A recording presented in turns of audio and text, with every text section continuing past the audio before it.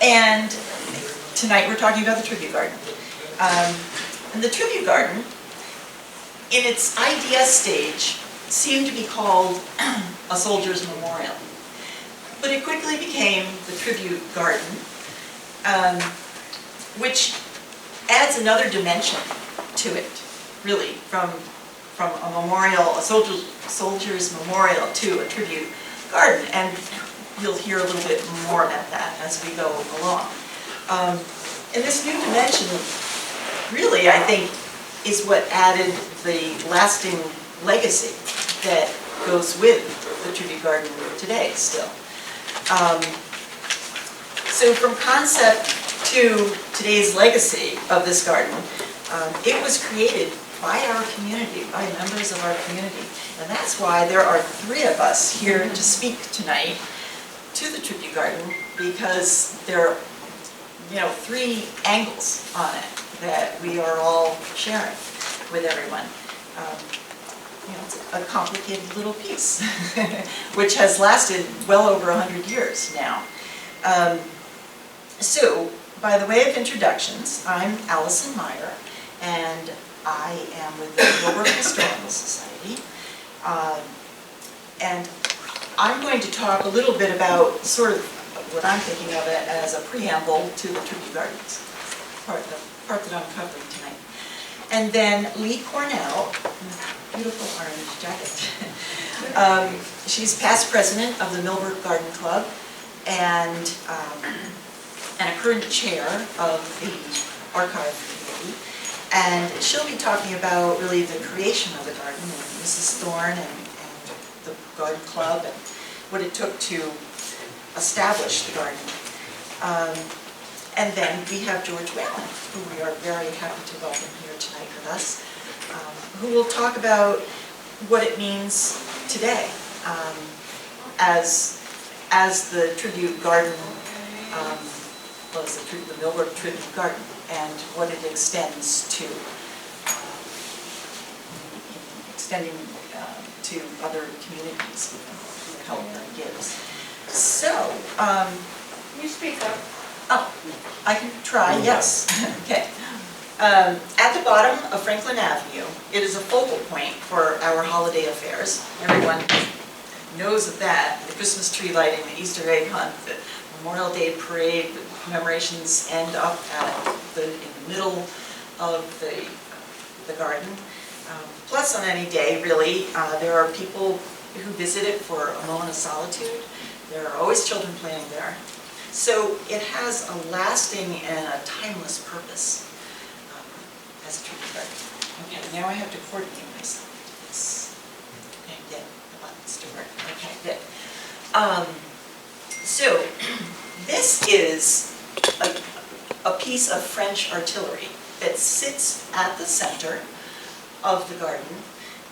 It is a tangible reminder of the involvement that we had in World War I. But it sits at the center with the playground surrounding it and the trees, and that is where we gather in front of for the commemorations on Memorial Day. Tonight, this is where the story begins, with the mortar.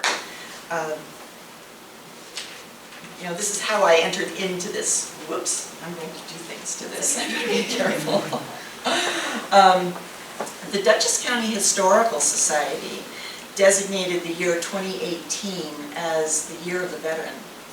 And, that was in remembrance of the 100 years since the World War I ended. And they had asked each town historical society to submit photos of the war memorials within their town. And they posted those on their website. And lo and behold, we, as Town of Washington, heard back from an individual in Oregon who was ecstatic about this photo, or a photo of this. And he said, there are so few of these in the United States. This is very special. How did you obtain it? And so, we don't know. When did this mortar arrive in the park? And who and how?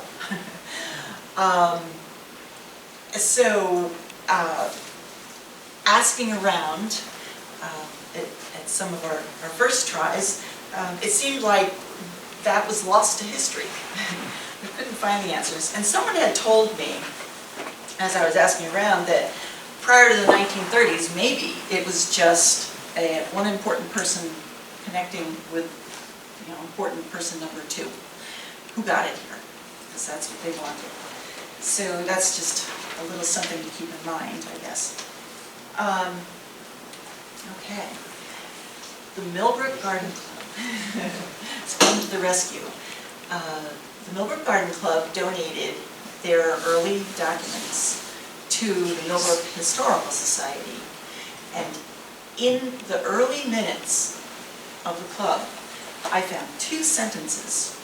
We are pleased to record the gift to our tribute garden of a French trench mortar. This was obtained from our government through the interest of Mr. Aiken Tolman. Wow, hey, that's the answer. Then I thought, but who is Aiken Tolman? Okay, so then I had a little more work to do,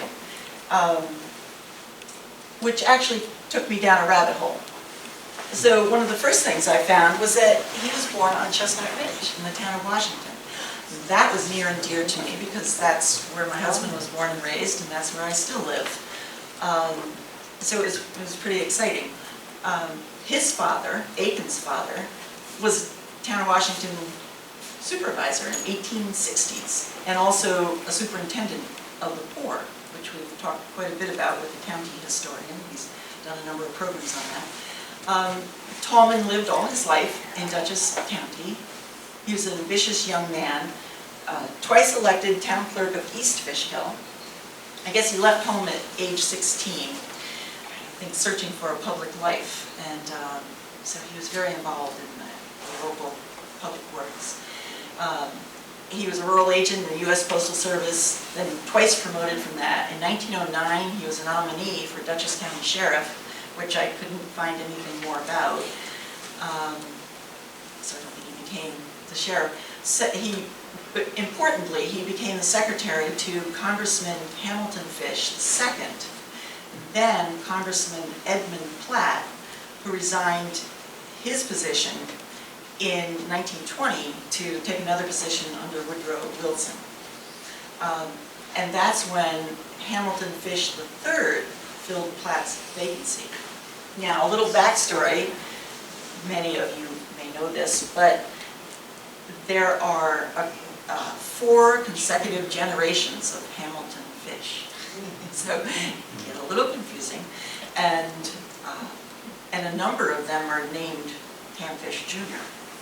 We all sort of grew up with Ham Fish Jr. But anyway, this Ham Fish, the third, is the one who is contemporary with the talk tonight, with the mortar that we're talking about at the end of World War I. So Ham Fish III served in the Great War, and immediately after he chaired a 3-man committee to write the preamble to the Constitution of the newly created American Legion in St. Louis, Missouri. That was in May 1919. And then in 1920, he was elected to Congress, filling the vacancy of Edmund Platt. So he was our congressman for the 26th district that covered Dutchess, Orange, and Putnam counties from 1920 to 1945. And he lived to be 102. It's amazing. And they were a garrison family. Yes, if anyone wants to correct me on that, that's good. But they were, up to the 3rd Ham Fish, they were a garrison family. And just a little aside, his first resolution in Congress was to return the body of an unknown American soldier for burial at Arlington National Cemetery, resulting in creation of the Tomb of the Unknown Soldier. So he had a little sway, and I wanted to breathe life into some of these individuals, the names that I found associated with this mortar, whether it was in newspapers or minutes. So we have some good personalities here. So when I found this newspaper article, it was a gem because it's Well, let me tell you first, let's see. So I've got out of order here. This is where the story begins with a monument, just a monument, and turns into a lasting and timeless memorial or tribute to those who served from our community. This editorial was in Millbrook Mirror Roundtable. It was written by William Tilsley, editor and publisher, who was the grandfather of Faith Tilsley, for everyone who knows her. And it was published September 5th, 1919.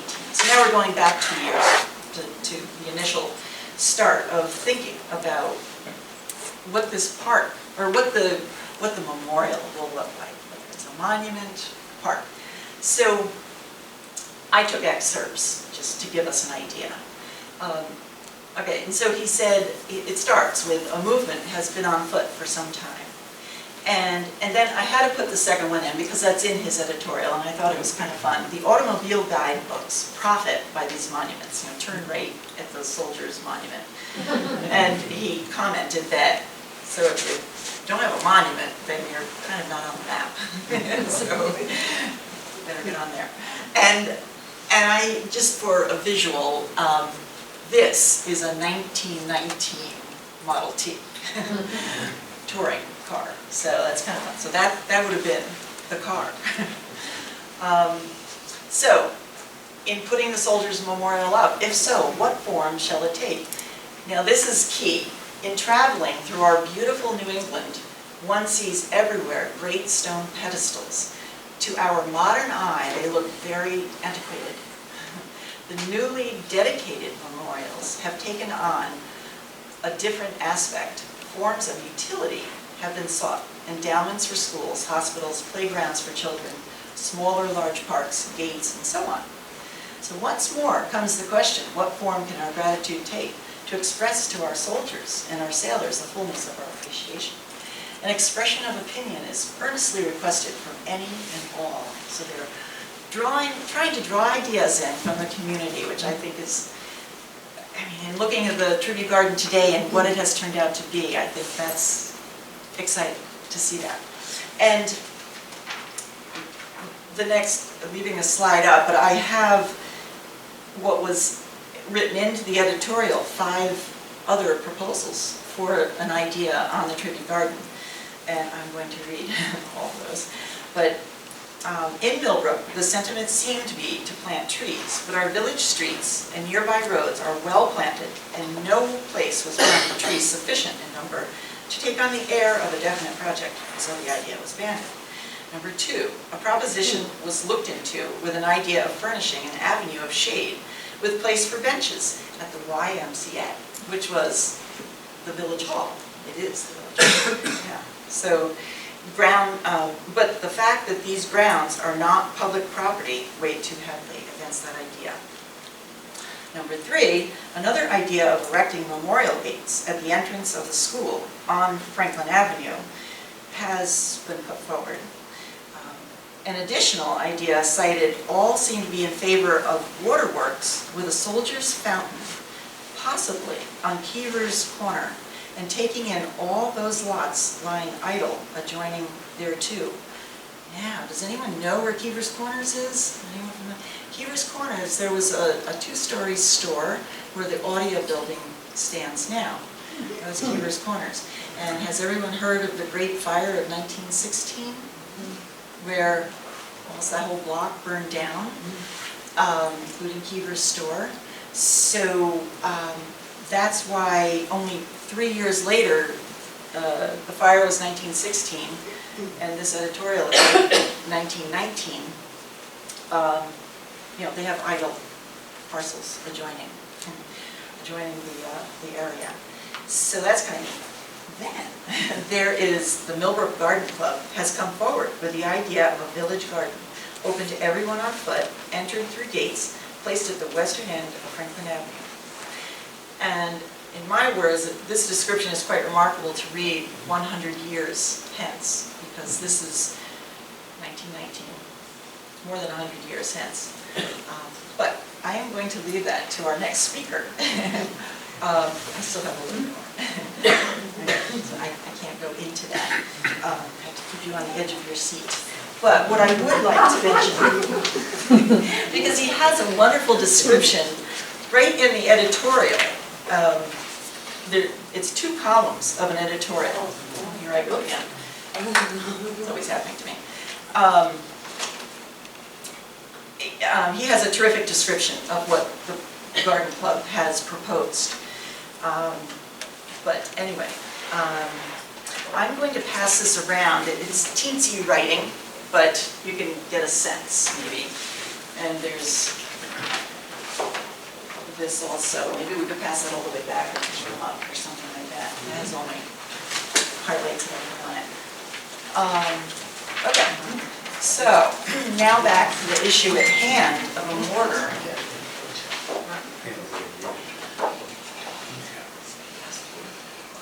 There we go, okay. Okay, so the Millbrook Mirror and Round Table, June 3rd, 1921. So now we're back to 1921 when things were really happening and coming together for the garden. In the Millbrook Round Tables, the American Legion, it says, "It is doubtful at this time whether this post will be able to secure the German gun they applied for some time ago.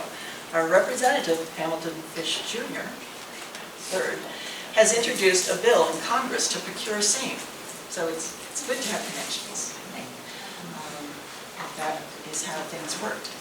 Sure. And then in the same column, underneath, it says the captured German guns, which were offered to the American Legion posts by making application for same to national headquarters, was discussed at a regular meeting of Millbrook Post about a month ago. And a committee of 3, that's Dr. McCabe, Reverend Cates, and Gilbert Mackenzie, were appointed to secure one of these guns.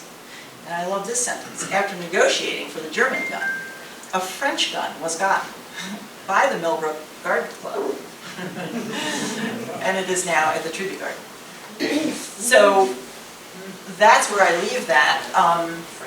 That last sentence, I think, is interesting in that maybe it's a little bit of protocol that they went through, the posts went through to the headquarters to acquire, a piece of artillery. Maybe it was a little bit of, important person number 1 talking to important person number 2 and getting what they wanted. But it is the Garden Club, apparently, that procured the artillery. So maybe if you want something done, ask a woman. Or gardener. Right, it's my turn? Almost. Okay, this is it. Okay, this isn't much here. This is a plaque that you can read on the back side of the artillery up at the park.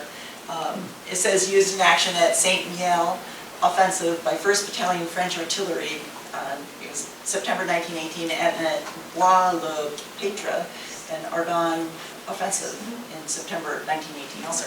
And this is on the left side of the mortar. It even has like a serial number or a model number or something. So this is sort of like an origin of where it came from, where it was made, cast. So that's it. Now on to the bigger picture, because we've gone from a monument idea to garden.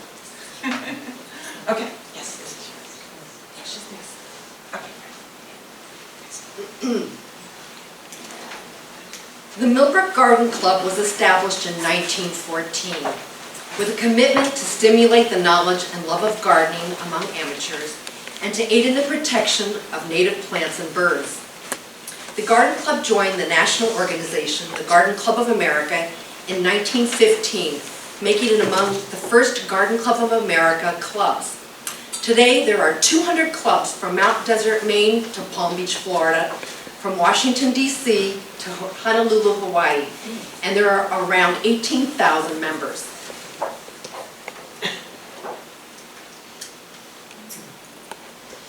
After the Great War, there was a sense that the world had been made safe for democracy.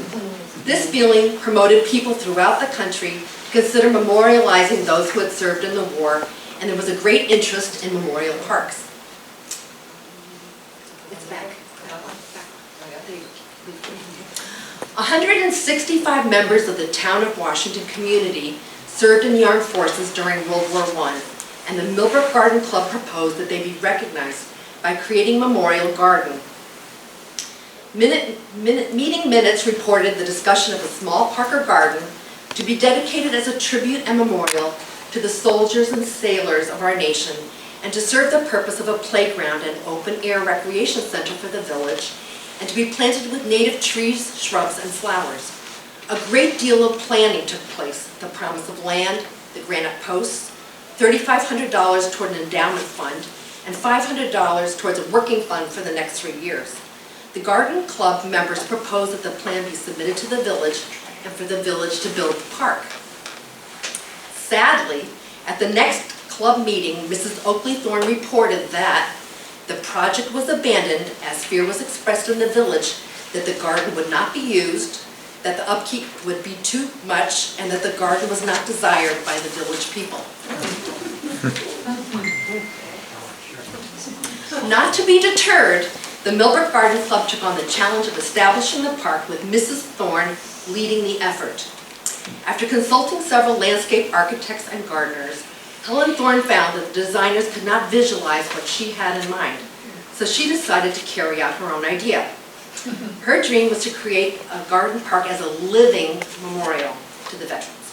Her husband Oakley shared her enthusiasm about the park and set aside 6 acres of their estate, Thorndale, for this purpose.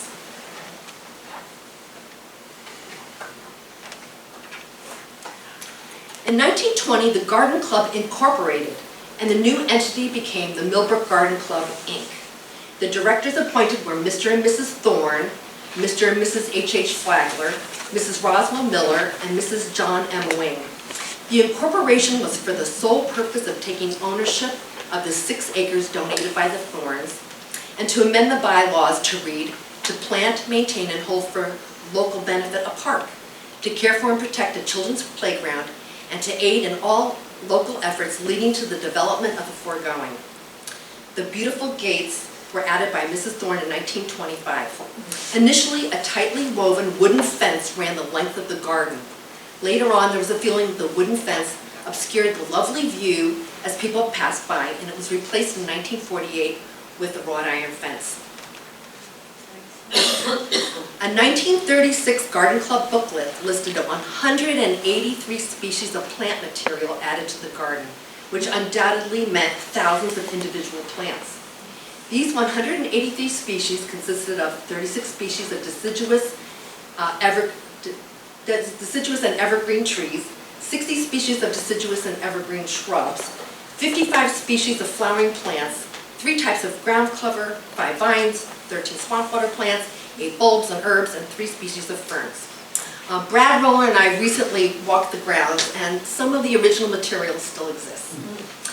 The landscape design of the Court of Honor called for 165 sugar maple trees, each tree to honor an individual veteran.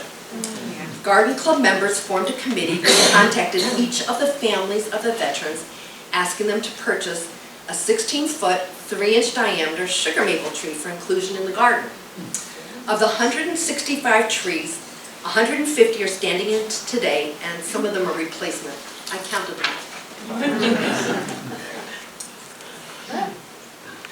It was recorded in the 1921 Garden Club minutes that Mrs. Oakley Thorne originated the idea of Tribute Garden, and that is chiefly due to her enthusiasm, perseverance, and hard work that the project has been carried through to its present stage. It would be difficult to overstate the extent to which the members of the Garden Club are indebted to Mrs. Thorne's energy and devotion.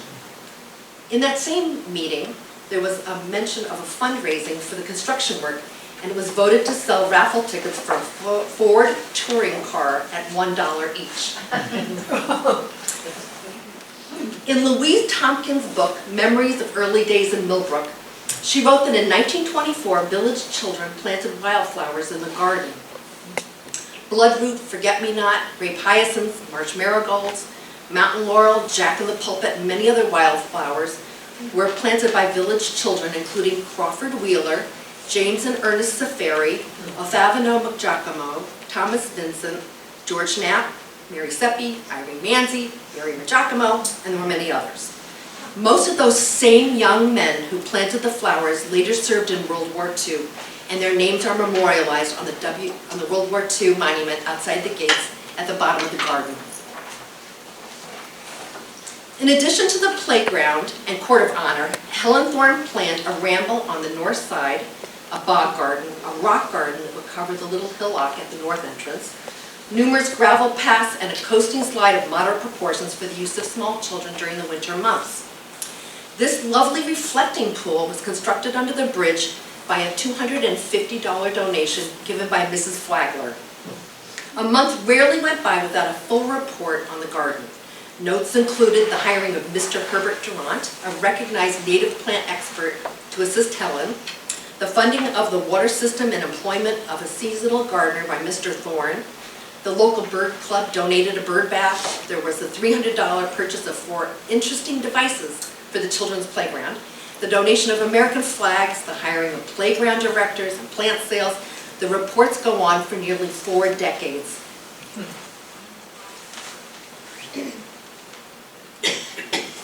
The shape of the reflecting pool changed over time. One thing that didn't change was the urge by children to throw rocks into the pool. Early garden club notes mention this nagging issue. The water source for the pond was from an underground spring which suddenly dried up in 1950, causing a muddy, smelly, and unsightly mess. Helen Thorne had a plan. She recommended the construction of a small waterfall and rock garden and the installation of a circulating pump which solved the problem. There were also small benches for sitting underneath the bridge.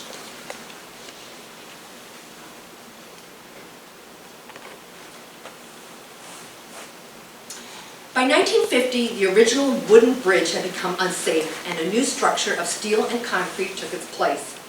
2 large stone slabs were added underneath the bridge, one bearing the history of the garden and another one of home. I got quite a surprise when I climbed over the low fence to take a better look at the inscription. There's a motion sensor irrigation head, which gave me quite a shower. You see that little black thing right there? I was like, ah! Okay. I guess I'm not the first person to sneak under the bridge. Evidently, hopping over the fence is a nagging issue now. It was recorded in the 1921 club minutes that a gift of a French trench mortar was obtained by our government through the interest of Mr. Aiken Tellman. The drinking fountain is no longer functioning and it is used as a flower planter. During World War II, 61 persons used 134 plots of gardens in the back of the playground to raise vegetables. During these years, there were successful plant sales held in front of Tribute Garden and rummage sales in the auditorium of the Thorne Memorial High School. Proceeds from these fundraisers helped the garden club finance the maintenance of the garden. Tribute Garden was not just a place for children to play. Adults had their fun too. Tribute Garden was the venue of the 1938 vegetable show. Garden club members were encouraged to wear hats adorned with vegetables, and prizes would be awarded. I can identify what looks like an eggplant, cabbage leaves, you see zucchini, I don't know, beans. Well, the lady in the photo with a bountiful harvest on her head, seated at the top right, is Helen Thorne. No doubt she won. In 1927, Mr. and Mrs. Harry H. Flagler wanted to contribute to the garden by erecting a monument to those soldiers who died in the war. Their intention was to place it at the foot of Tribute Garden. Mrs. Thorne is said to have been against it on the grounds that it would negate her living memorial concept. Evidently, it was Mrs. Thorne's way or the highway, and the monument literally became a road marker on Route 343. The names of the soldiers have been covered with soil and flowers. However, judging by how fast people speed around the monument, they wouldn't notice the names anyway. The only thing resembling a monument is a bronze plaque containing the veterans' names placed on a low wall at the top of the park. It cost the garden club $1,050 and was manufactured by the Gorham Manufacturing Company. The annual VFW Memorial Parade down Franklin Avenue and ceremony at Tribute Garden took place this May, led by the Millbrook VFW Post Commander Jeff Mosman.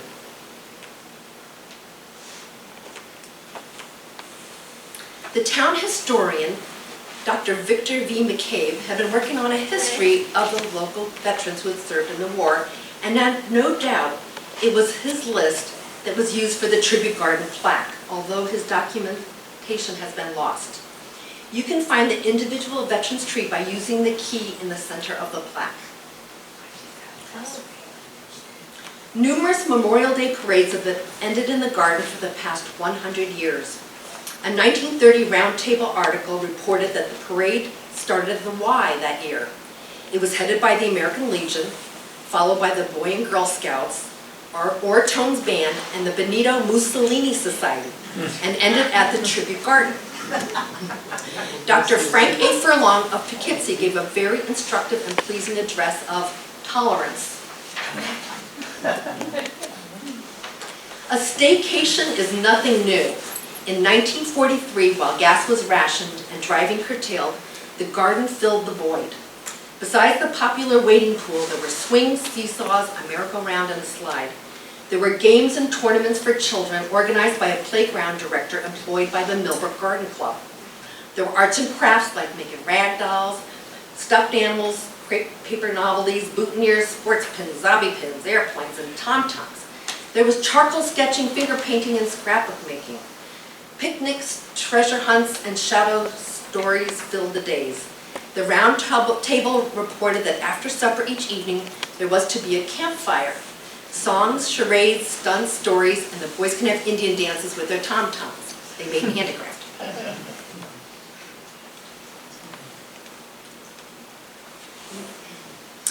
We have Diane Shuso to thank for this wonderful 1960s photo. On the left are John Kading and his nephew Stevie, and on the right are Diane Kading and her uncle Frank Ramnitz. They're quite a balancing act. This might be a photo of the original seesaw. The merry-go-round, swing set, and slide no longer exist and have been replaced by much safer equipment.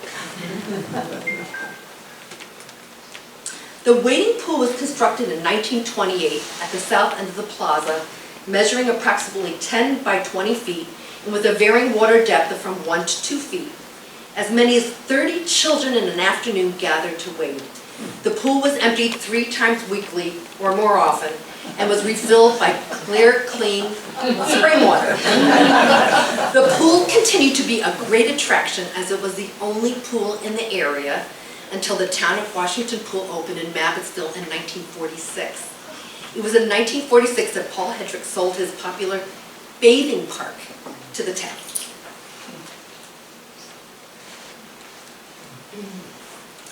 After the garden was completed, the now grateful residents of the village of Millbrook showed their appreciation of Helen Thorne's untiring efforts and work and dedicated a plaque in her honor, and is located on the back of one of the entry pillars.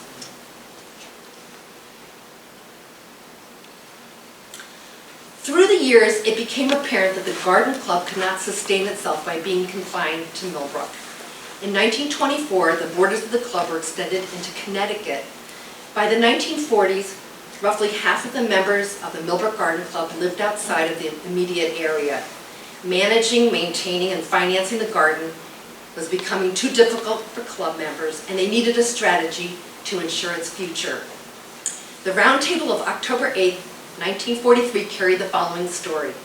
The Millbrook Garden Club has deemed it advisable to transfer to a new organization under the laws of the state of New York its real estate located in the village. And the real estate was the 6-acre garden, and they also owned a house on Merritt Avenue where the full-time gardener lived. They also all the tools and equipment and its endowment fund.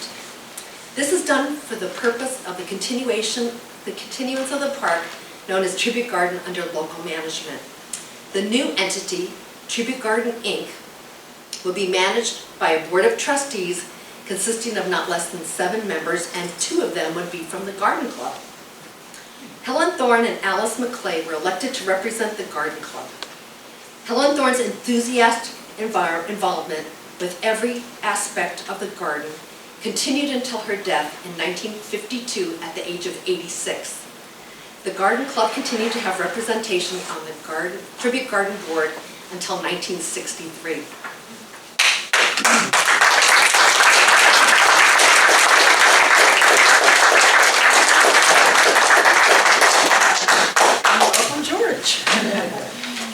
Okay. So I'm George Whalen, and I'm a trustee of the Millbrook Tribute Garden, Inc. I don't have a slideshow. So you're just going to have to listen to me.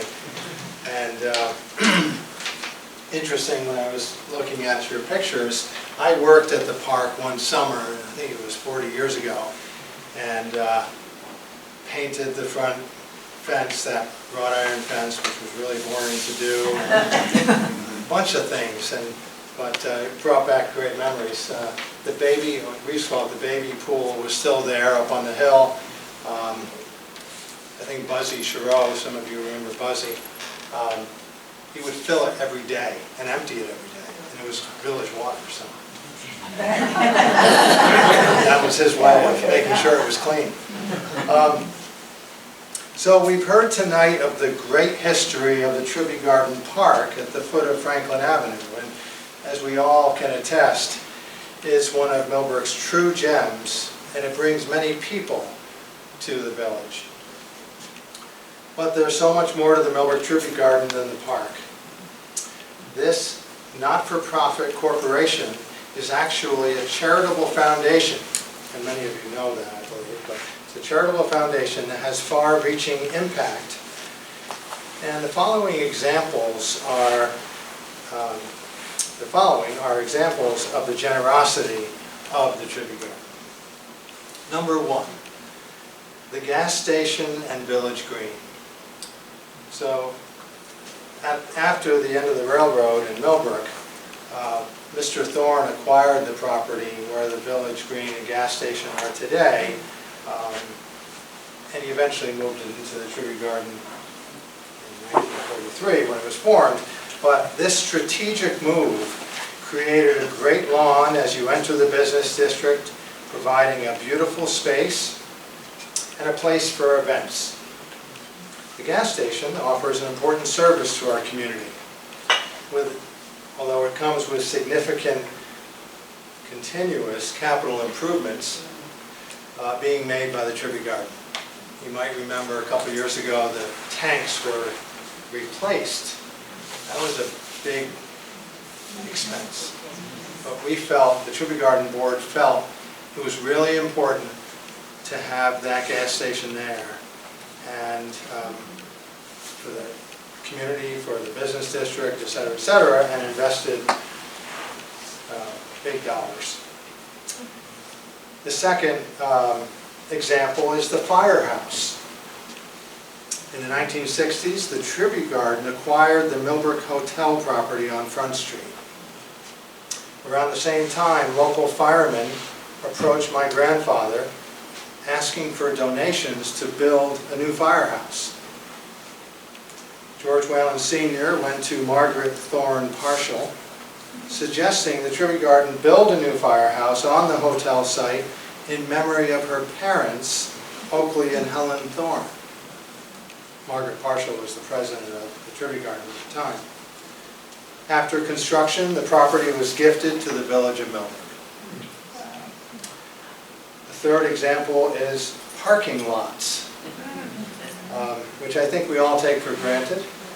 But the Tribute Garden owns and maintains 4 parking lots in the village. On Front Street, where the farmer's market is every Saturday, what I call the library lot, the diner lot, and the parking spaces across from Moronis Market. Those are all owned by the Tribute Garden. And parking is greatly needed for a business district to prosper and grow. And the Tribute Garden has created them and maintained these lots just for the betterment of the community. Fourth example, Millbrook High School graduate scholarships.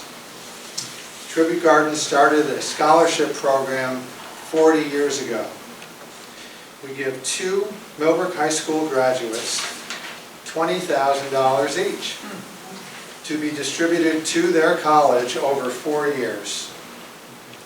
During this 40-year time frame, approximately $1.4 million has been awarded to our students for higher education. In 1988, the 5th As 1988, the Millbrook Restoration Facade Improvement Program was initiated.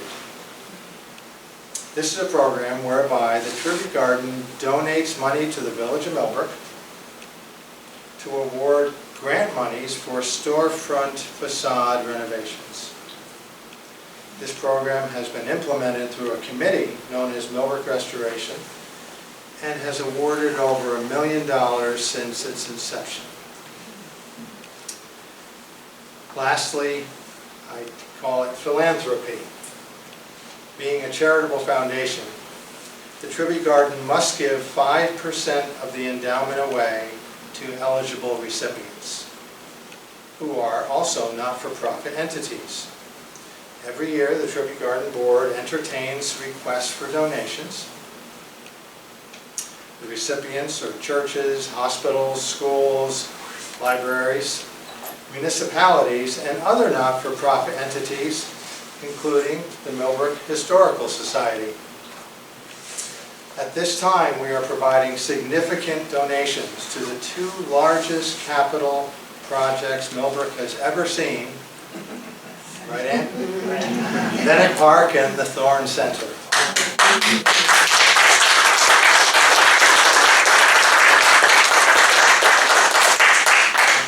In closing, Millbrook has been made a better place to live, work, and play through the generosity and philanthropy of the Thorne family and the Millbrook Tribute Garden.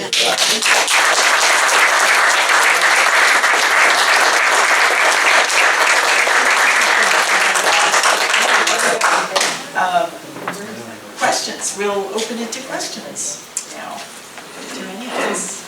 I just want